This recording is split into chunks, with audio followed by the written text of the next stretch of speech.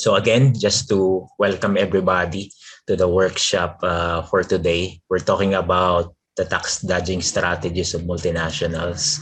Uh, and we have an excellent speaker to help us with the topic. So Frank Hoffer, Dr. Frank Hoffer is the non-executive director of the Global Labor University. Okay. So anyway, without further ado, I give it to Frank, and I hope everybody is well motivated for the discussion today. You're welcome to open your videos, by the way. Yeah, Frank. Good morning, good day, good afternoon, good evening to everybody. It's a great pleasure to be here and to have this discussion with you as part of the MOOC on regulating global supply chains. And obviously the question of taxing multinationals is a key element of regulating global supply chains. The challenge which has been growing over years is that with opening up global markets in allowing for largely unrestricted capital mobility, the ability of multinational companies to avoid paying taxes has been increasing massively over years, and as well has the kind of race to the bottom on taxes, which has in the international debate by some people the strange word of tax competition. Now, normally if you compete, you have a product or a service which is better than a product or a service someone else is. Now, tax competition is a total misnomer to start with, because it is a race to the bottom, and it's basically a beggar your neighbor policies where you think, can I steal taxes from another country by offering low tax rates? And that has become quite widespread. And it's not only that some countries are offering this possibilities, very often those who are a bit of strange places, right? I mean, there's from colonial times, there's some overseas territories of the United Kingdom, which is a tiny island, but this then has this tax preferences, and they live on these possibilities or other places. So I think the first thing about, if you talk about regulating, is that we need to get the words right.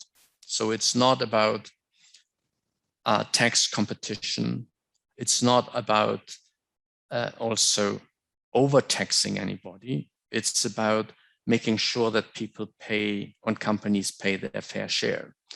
Because if the multinationals can move their money from one country to the other and don't pay taxes, they get a competitive advantage to local companies who are just hosted in one country and cannot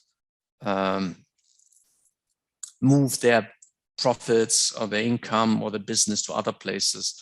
And then they pay higher taxes and have then a disadvantage at the market. So fair taxation is also part of any concept of fair competition, if you want. So in the moment, it's not only that governments are deprived of revenues, it's also that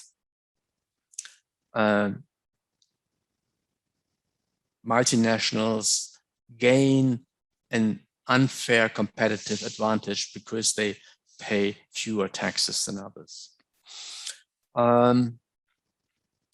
I'm wondering how we want to structure our session in total today.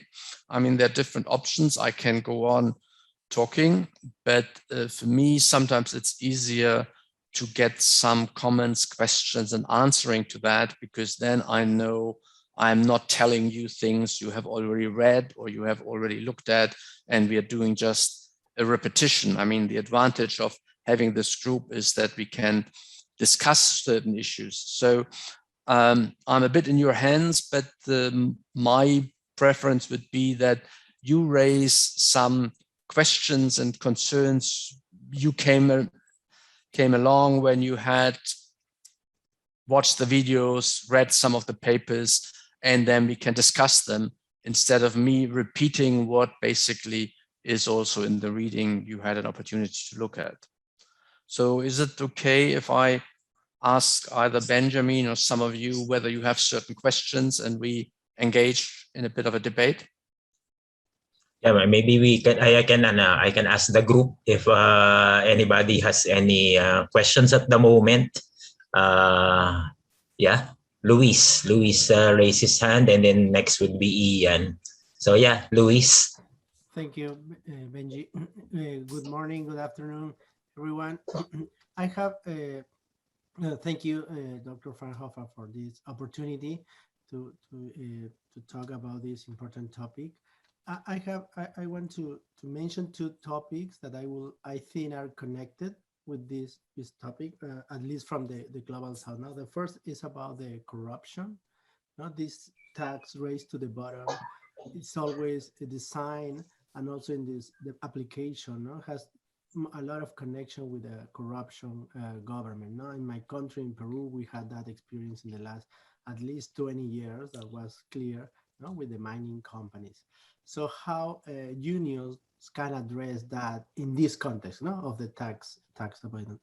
And the second issue that I would like to add, no, in this debate is, I don't know what could be the strategy for the unions, because we are talking that it's important to create this unitarian tax on corporation, no?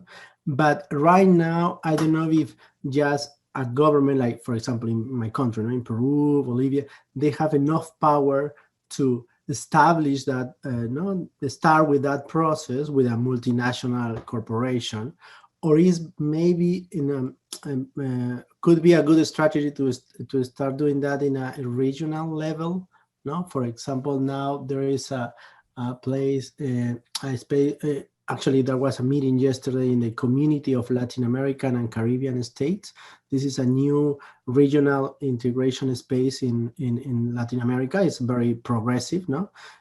And they are trying to talk about this issue. No? One of those is the tax, no, the minimum tax in the region, because according to the political trend in each country, they can go down with the tax. So my topics are both, no, the corruption for one side, and then the regional integration in this process. Thank you. Okay, Luis, thank you. Do you want to field the question, Frank, before I call on Ian? Answer. Maybe I quickly try to answer, and then we turn over to Ian. On Luis, thank you for the questions on the corruption. Now, corruption is an issue in a lot of countries, and the corruption has always the two sides. It has the side of those who take the bribes and those who pay the bribes, and then there are also kind of straightforward corruption. Someone gets cash, and then there are all kinds of indirect corruption. Someone gets a position on the supervisory board of a company, or someone is invited to make speeches and is paid a tremendous fee for doing it, and things like that. So I think that therefore it is so important to push at the first level for tax transparency, to say, look, we want to know how much taxes companies pay. Because if then the number comes that a company pays incredible low taxes, the public and everybody will feel, hang on, there's something wrong here. We don't know the details yet, but it can't be a fair system if they pay hardly any taxes, right? And ideally, to push for tax transparency along the supply chain, to say we want to know how many taxes a company pays in the different countries where they are operating, because then you can suddenly see in which country where they have hardly any business, they pay taxes, you know, they have to use transfer prices and so on. Or if in a country where a normal company is facing a high tax rate or an average tax rate, they pay very low. So I think transparency is one thing. The other thing is obviously a strengthening of the kind of legal system, but that's far more difficult for unions to demand. I mean, I think for unions, a fairly simple demand for it is to say, we want to know how much taxes everybody pays. And that already puts pressure, at least in the system, to say, look, who is paying his fair share or not? Now, on the second question, I mean, that is the difficult challenge, that a lot of countries, even countries far more powerful like Peru, always argue we can't move forward on taxes because then business is relocating to other places. Now, I think that depends a bit on the industries. If you talk about the mining sector, if you talk about natural resources, the ability of companies to move to other places is obviously limited. If the resources are in a particular country, you have to get them from there. You know, you can't relocate it in the same way as you can relocate a garment factory or things like that.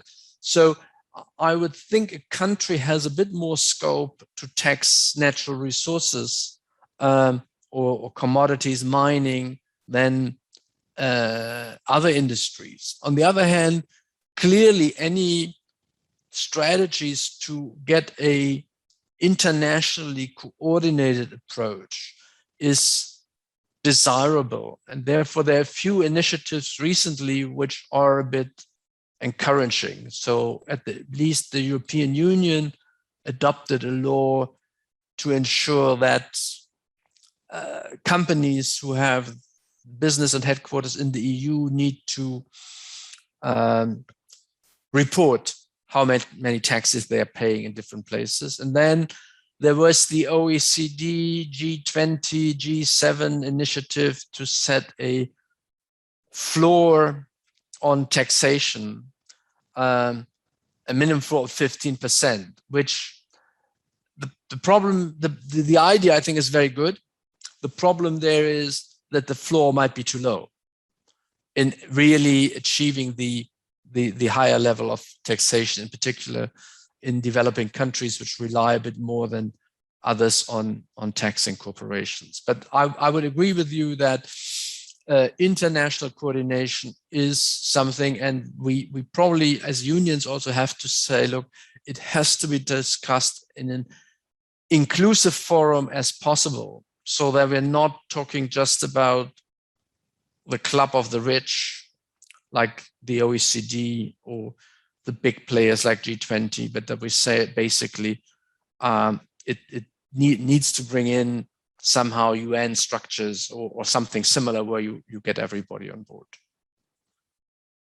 Ian, can we move to you then? Yeah. About Ian, your question.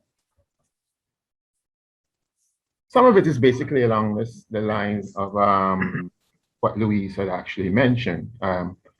I live in the Caribbean, and most of our issues, and the biggest player has to do with the service sector, mainly tourism. We have a lot of countries providing tax holidays for a lot of the multinational hotel chains. So you have that race to the bottom also within the cruise tourism sector, where in terms of head tax. So we have a similar thing that's basically happening. My question has to focus more so on how do we get unions to the table? Most of the time, unions are actually dealing with issues after the government enter into agreement with a multinational corporation. I realize it's a very difficult issue to address. But a lot of times, as unions, we're coming in after the scope has been set. Thank you. Yeah, I think you are raising a crucial issue, Ian. That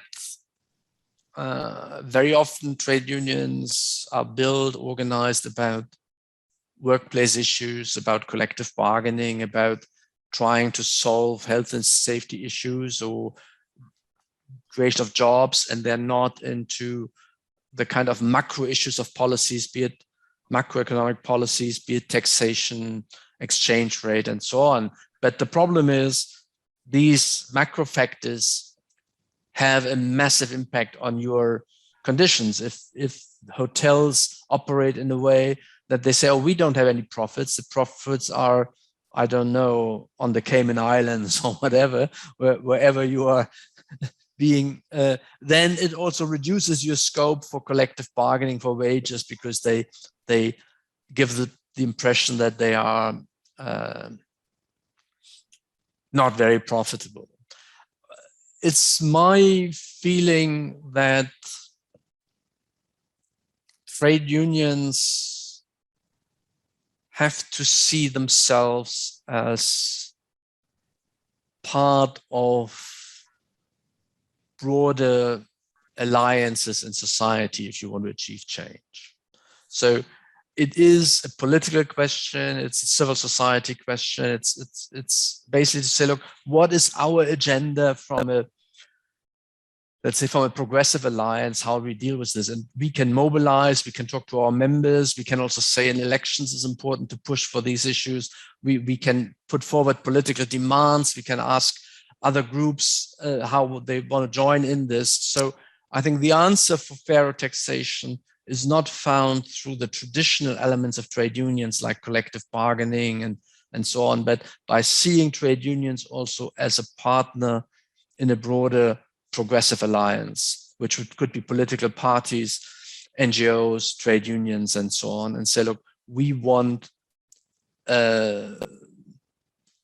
some change. And again, with the tourist industry, you have some advantages to other industries because, I mean,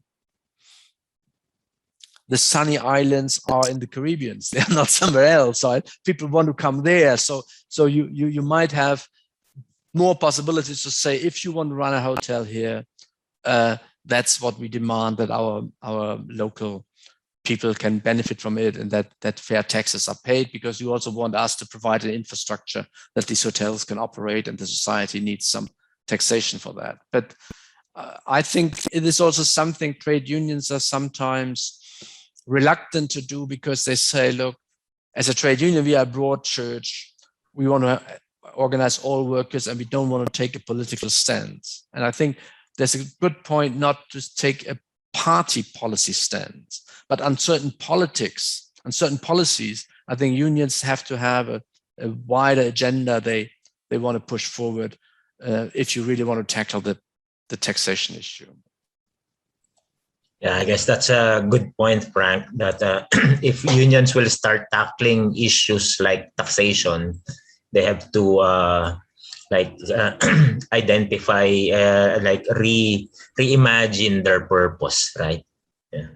Anyway, Philip has his hands raised, so I guess we could take that question from Philip. Okay, thanks, Benjamin. Thanks, Frank. Thanks, Ian. Thanks, Luis. Yeah, very interesting indeed. Okay, here in South Africa, we come from the situation where during the anti-apartheid struggles, the unions and the communities were united. It was a broad movement. It was very strong. And then early in the immediately after apartheid, when the post-apartheid government came into power, which is a same black democratic government, the union was still very strong. But soon after that, workers' rights, which were won during anti-apartheid struggles, were systematically infringed. When, for example, we can start with tax. During apartheid, the apartheid government used to tax 50%. The national corporations or multinational corporations were taxed 50%. And that's the reason also companies, multinational, multinational companies couldn't come to South Africa because of tax. But they lied. They claimed that it was apartheid. It was actually because of tax they couldn't come. But when the apartheid ended, immediately the new government halved the tax, and then immediately you start to have these companies from all over the world pouring into South Africa. And again, you had national corporation in South Africa started to go out of South Africa. So it was this post-apartheid government, it was not for the Black and workers majority, it was for the companies to do as they like, and as it is happening right now. As I speak, workers are divided to the core, I mean, to the bottom. And then you have many trade unions. It's not like before. And then now to fight all these things that you discussed about it, I've been asking myself a lot of questions like, okay, trade unions, yes, they are very important. And then, yes, I think we need that unity again, trade unions and the social movement. And then it's now workers need to realize that they need unions. Union is coming together. Union is supporting each other. And then trade unions, they are based on whatever, or what can I call, they have constitution, they have rules, they have principles. So individual workers, they can use those principles that, okay, this is what we agreed on. Why aren't you representing me accordingly? And an individual worker should be able to stand up and challenge the trade union representative. And then instead of breaking away, like forming another union, remain in the same union, and then but challenging any worker should, it's actually, any worker is powerful. Any worker is having those rights, but those rights are not realized. And then instead, you see what happened. It's a new union forming, and then when the new union forms, it comes with its own leadership, and then who benefit at the end of the day is not the workers, it's the leadership. And then the small so on. Okay, cool. Sure. I think that's enough. Mm-hmm. Sure. Yeah, I think Philip, this is an challenging situation. I mean, we all were moved and inspired by the enormous struggle against apartheid in South Africa. And I think what was the strength was the incredible unity within the communities, within the unions, with COSATU, in saying, look, we have one unifying goal, and that's getting away, fighting apartheid.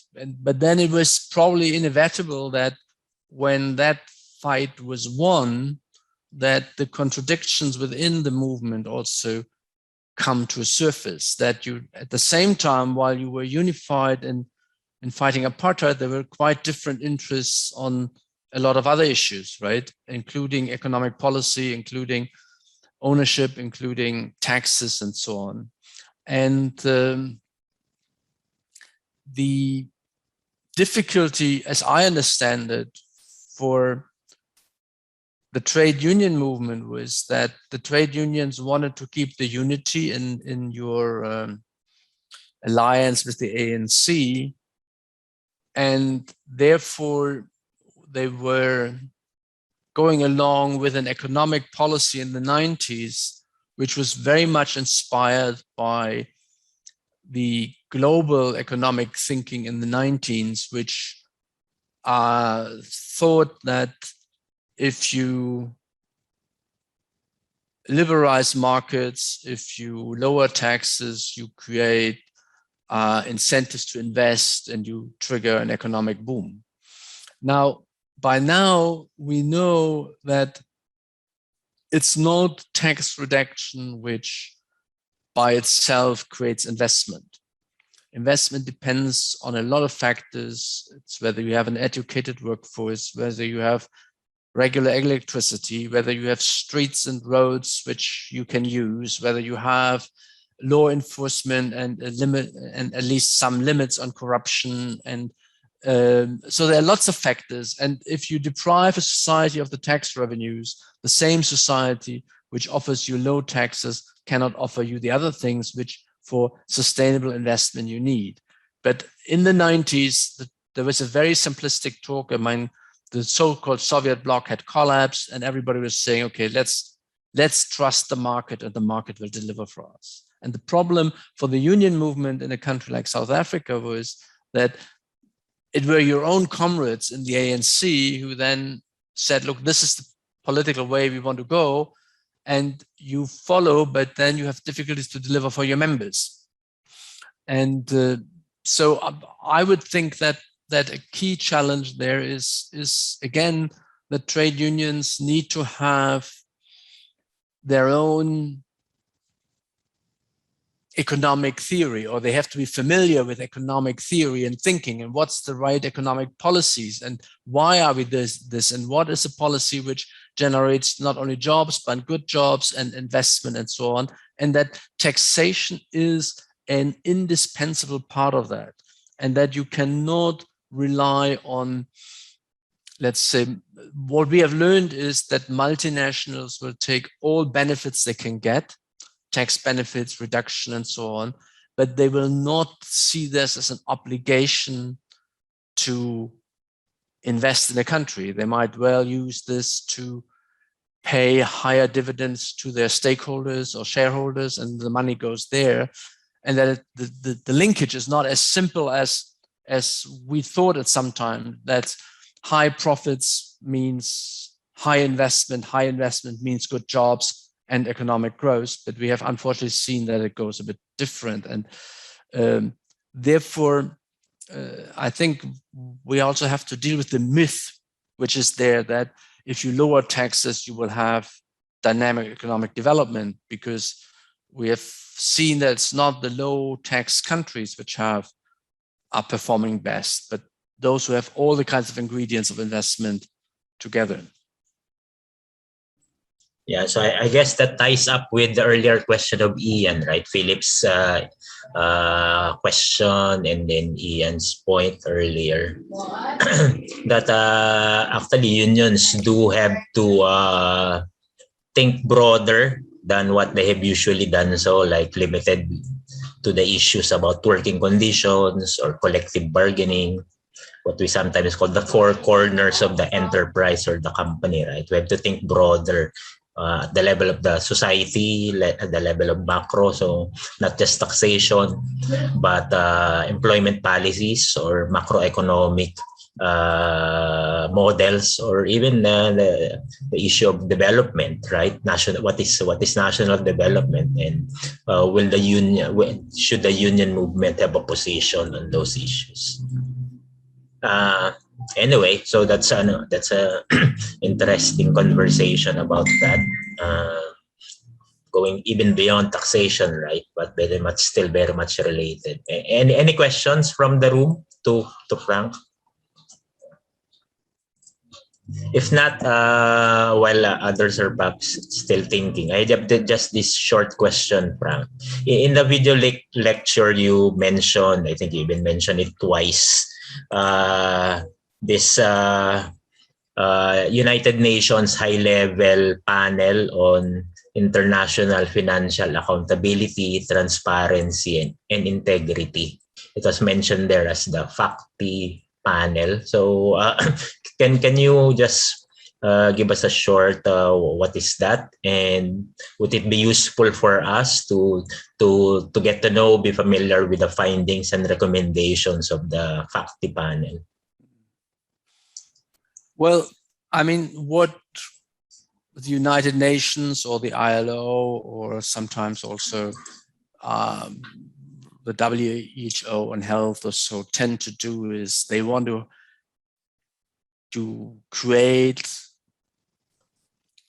higher public visibility and greater authority to some of the work they're doing.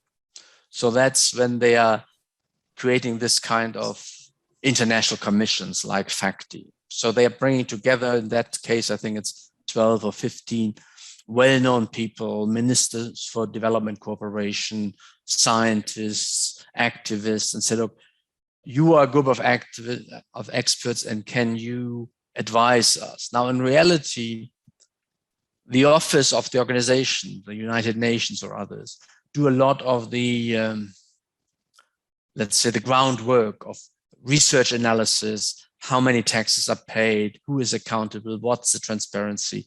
And then this commission is looking at the report of the office, basically, and tweaking it and setting a certain emphasis and so on. And then it comes out as a UN commission. Now, what I always feel is useful in these reports is normally you can rely on that the facts you find in there are fairly well researched. Secondly, you can always say it's not the facts of Benjamin, Louis, or Frank.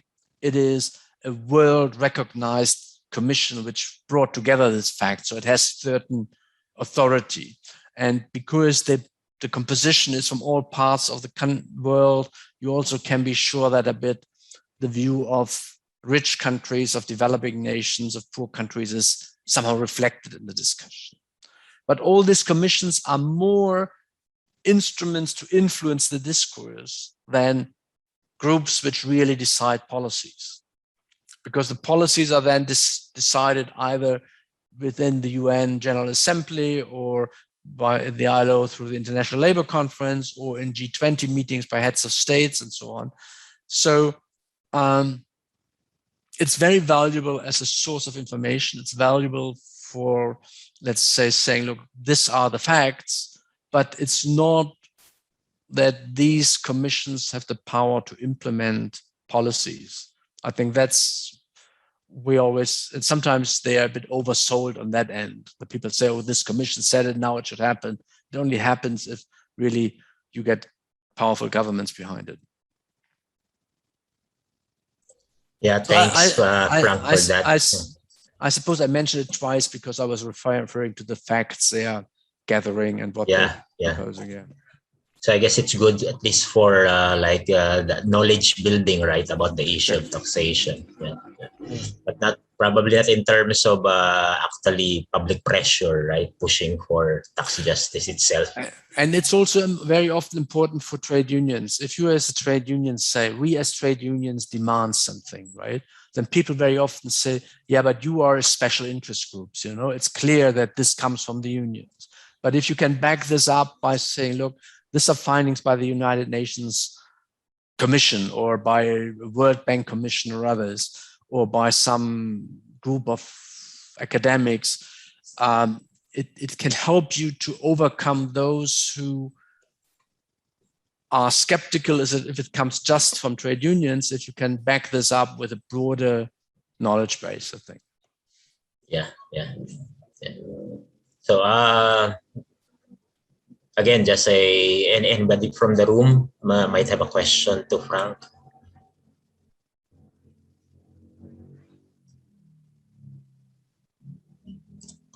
Yeah, Luis. Yes, I have a quick question. One of the possibilities that I was thinking is to build some kind of international solidarity between unions, no, from the north and unions from the south in terms of looking for transparency in the global supply chain, not tax transparency. So I was wondering, did you know some successful experience in that regard? Because some North countries, they have laws about foreign corrupt activities of corporations, no? So maybe we use those mechanisms, no, between the north and south. With in these cases, we can build another line of solidarity, no, of international solidarity among union. So I don't know if what is your opinion about that?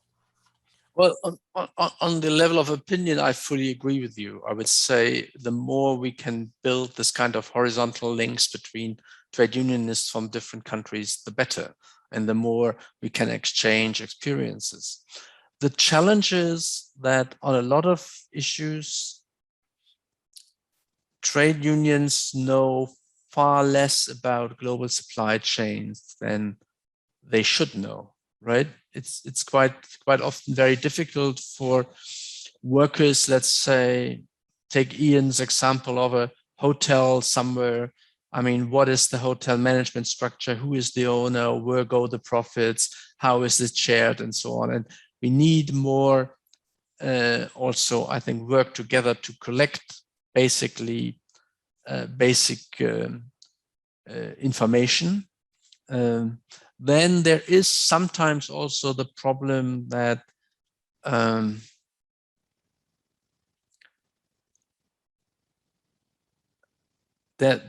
it's easy to talk about worker solidarity, but sometimes within a supply chain, interests are not always the same, right? I mean, if you are, let's say, a car worker at BMW in Germany, you want that lots of people buy the BMW and that the BMW is expensive, but not too expensive.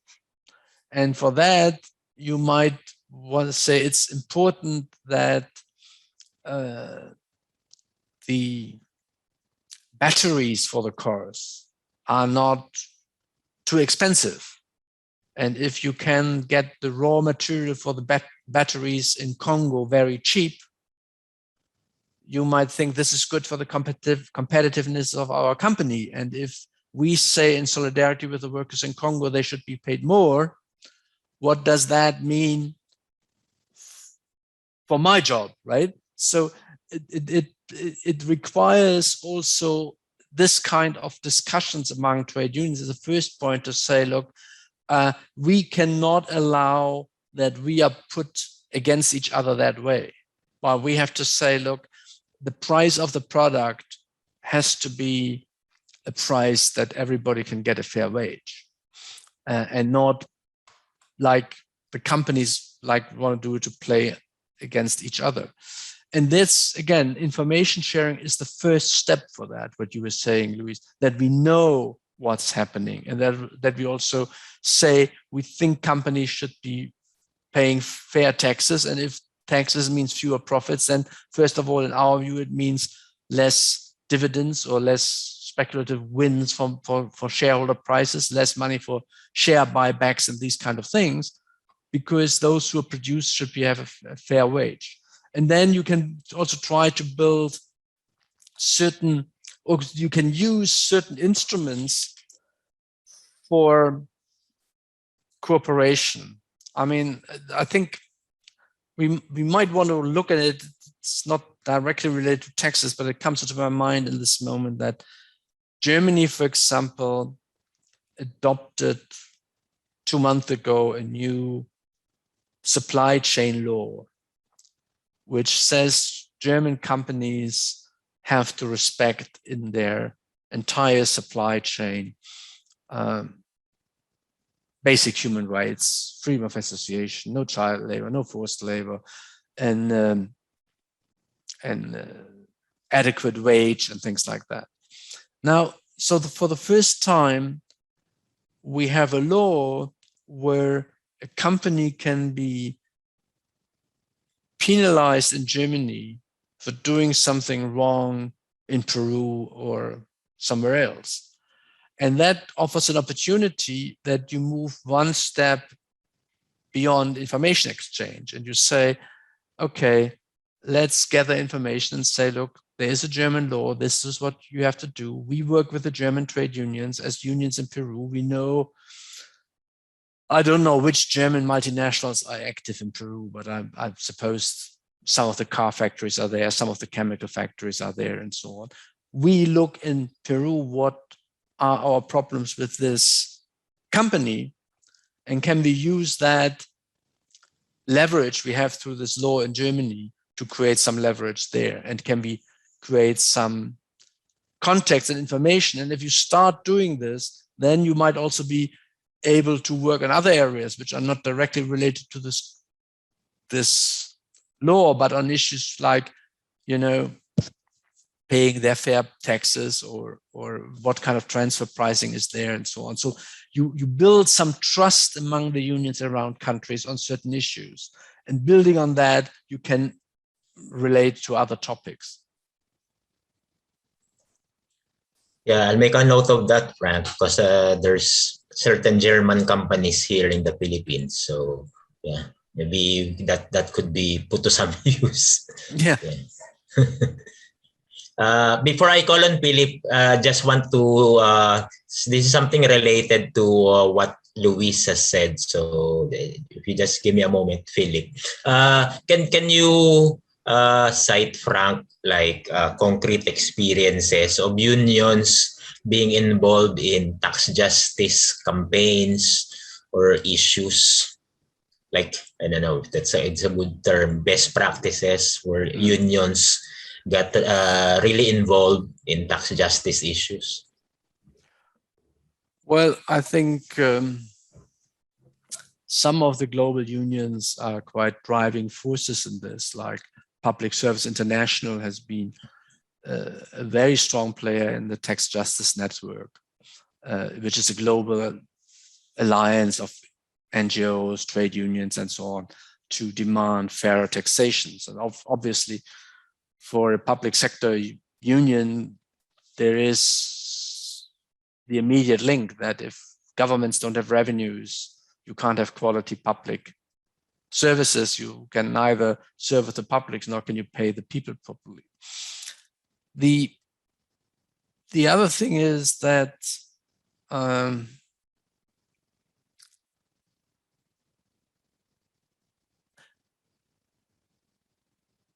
the last 30 to 40 years mainly saw attacks on taxation and a shift away from corporate taxes to consumer taxes and so on. And trade unions have by and large been on the defensive, not fighting for, let's say, higher taxes on the rich, but at least trying that the rich are not taxed less than before. And that has had to do with the overall, let's say, wave of political thinking. I think there's a bit of a turning point here. I mean, the turning point started in 2007, 2008 with the financial crisis, because that was the moment where people said, look, hang on a moment. You were saying we should leave it to the market, and now you want hundreds of billions of dollars to bail you out because the market messed it up. There is a role of government. And the second push, I think, was the pandemic, where people feel we need public health services, we need vaccines for everybody, and so on. And therefore, we need also a financial basis of states that they can do it. So I think there's a bit of a political shift there. But the other thing is also, from a trade union point of view, I always think the two levels of distribution we have to keep in mind. The more unequal your primary income distribution between wages and profits is, the bigger is the demand for redistribution through taxes. So there's a clear link. If we get a fairer wage distribution, you can live also with a different tax system. So what I want to say is, if you are, for example, if you are able to lift the minimum wage, if you are able to get better collective bargaining coverage, if you get free public services, then these are all things which already create a better platform. And then you don't have so much to fight for taxes than to pay benefits to people who are working poor and other people. So you have to link the two things. It will be interesting to watch what happens in the US now. I mean, one of the big surprises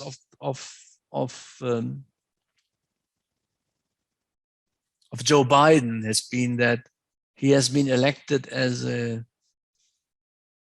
boring old Democrat moderate, right?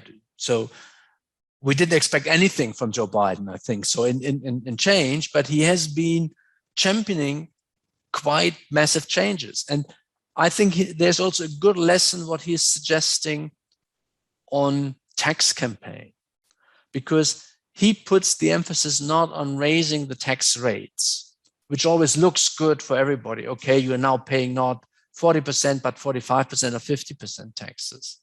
But he puts the emphasis on the loopholes in the tax system. Because what we see is that a lot of the rich are not paying the taxes they are supposedly to pay. So the tax rate is 45%, but they have found so many loopholes, ways to avoid this, that in fact they only pay 30%. So, and a lot of people accept far more that you close the loopholes because they think loopholes is a coded word for cheating, right? so you use certain things to get out of that. And that, I think, is something also where unions can play an important role to say, look, if these are the rules that someone should pay these taxes, make sure that they pay this, and that they're not, can then reclassify their expenditure and things like that. And suddenly they like the guy, what's his name, Warren Buffett, was saying, look, I'm paying less taxes than my secretary, and he has some 80 billion, right?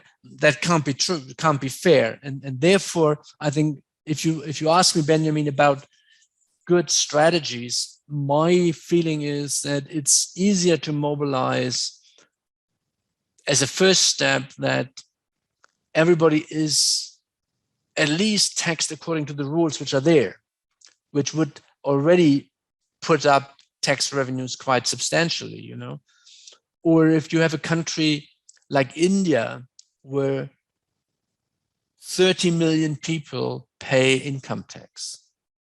Now, in a country with 1.3 billion people, there's something wrong if only 30 million pay income tax. So you would say, look, it's not about raising the level of income taxes. It's a campaign of saying, look, those who earn money should then be also taxed according to the rules. I think that would be my thinking.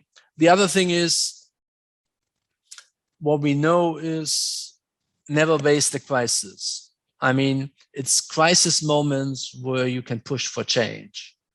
And that's probably, I think, the pandemic and also the failure of certain types of globalization, we say, is an opportunity to say, look, there is a need for better public infrastructure, better public policies, and that requires that the rich are paying their fair share. Yeah, I guess that's right. We're obviously now at a point in time where there's real crisis, right? So anyway, I'll call on Philip for his question. Okay, Frank. Thanks again. It's a great platform. This is a great platform, and I think more people, as time goes on, will join. And then I would like to. There's so many. This is happening in many aspects, but some other aspects can trigger many things to happen. And then what I would like to ask. Okay, it is happening, but what I would like to ask specifically to ILO and then United Nations, if there are instruments which are directed to solidarity formation, not through a middleman, because the solidarity that workers' solidarity, which is spoken about it right now, you find there's always a middleman. You find, okay, workers in Germany, they want to be in solidarity with workers in South Africa. There'll be always a middleman. And then, so how, what are you doing? Or maybe you're not doing it yet, or maybe are you thinking about it, or maybe you're doing it, I don't know. And then, is it that possible that there can be a relationship worker to worker, like worker in Germany having a relationship, direct contact with worker in South Africa, poor community elsewhere having a direct relationship, and then to take away the middleman, or maybe not to take away the middleman, but to make sure the middleman is accountable. There's no hypocrisy, there is no lie, because if there is no relationship, direct relationship with the workers or with the poor communities, the middleman can tell you the lies that, hey, I'm representing my workers very well, whereas they're not doing it. And at the end of the day, everyone suffers, because there's no truth being told. And I think that's a serious problem as well. Yeah, look,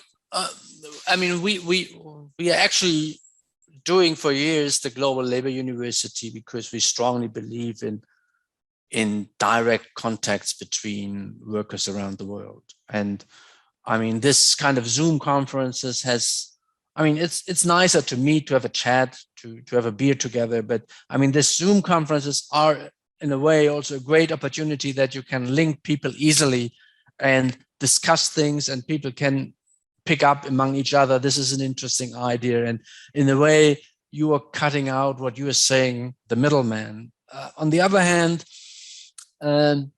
I still believe also strongly in the power of organization. I mean, if you have a direct contact, that's very important for raising and better understanding what happens in another country, in knowing what's going on there. But then if you want to go to action, it's very difficult from one worker in a country to another worker. You have somehow to bring this together through the organization, through the unions, and they have to collaborate and have to what is our coordinated way to do it. And people who say, look, I talked to workers in Peru or the Caribbean or wherever, we want to do something together, they have to bring it to their organizations, because I think you need to have a kind of organized collaboration at the same time, because I mean, these multinational corporations, they are very well organized animals, right? I mean, they are around the world. So you have to build also a kind of organizational strength, but the horizontal contacts we are also trying to do through the MOOCs, through the programs we're doing, have been designed, have been planned for the idea to create more also direct knowledge among workers, trade unionists, labor researchers around the world, and build these networks. And so that people can say, okay, this is something I want to learn more about, I want to know more about, I have seen this as a person who knows something about it, or I've now seen there's the same kind of hotel chain at Cape Town, then it's in Barbados or whatever, and can we somehow link up with certain things, because that gives us possibilities. I think that's an important point. But I would think that at the same time, we should not get in discussion that we say it's either grassroots or organizations. I think it has to go hand in hand, in my view. I think we have time for one more question. Anyone want to ask Frank? If not, if Frank will allow me this last question. One of the takeaways from the videos and the lectures is that apparently the initiatives for tax justice at the international level is now a matter of negotiations within the OECD. And you have the EU and the US basically maneuvering for their different takes on what is the right tax proposal. So my question is there relevance in pushing for tax justice in this framework? Or if not, should instead there be unilateral actions, or there should be actions at the United Nations instead? What do you think, Frank? Yeah, I would think that the OECD and the G20 framework is better than nothing, but it is also quite dangerous that it's repeating global tax unfairness. If you look at some of the readings, which we did to the first chapter, I think Jomo from Malaysia and also Yayati Ghosh from India make that case very strongly, that they say, look, obviously all countries want to maximize their tax revenues. And if you only have the rich countries around the table, then they design maybe a coordinated tax system which is good for them, but not taking into account the needs of smaller and poorer countries. So I think the push needs to be, it's a great thing that the OECD and the G20 now accept that they abandon the concept of tax competition, and they accept that we need tax floors and we need coordinated tax policies. But if they are serious about fairness and about development and so on, there needs to be a forum where all countries have a voice and not only the rich and powerful. And I mean, the UN is not perfect, but you would probably think that creating some sort of a UN body or a UN forum and saying, look, everybody has to have a say into this, or at least saying the G77, which is basically the group of the developing countries in the UN system, needs to be part of it, I think is vital. Otherwise, if you are not at the table, no one will share his food with you. You know, then you are easily overlooked. So summing up, I think the coordinated efforts by the G20, by the G7, by the EU, the push from the US, it's all positive. It's much more than we had 5 years ago. But I think there is a need to say it has also to enclose the countries like Luis said and others, smaller countries like Peru, who should not be left out in this. But and for me, it's probably something to push within the UN system and say, look, we need to have a forum where that's represented as well.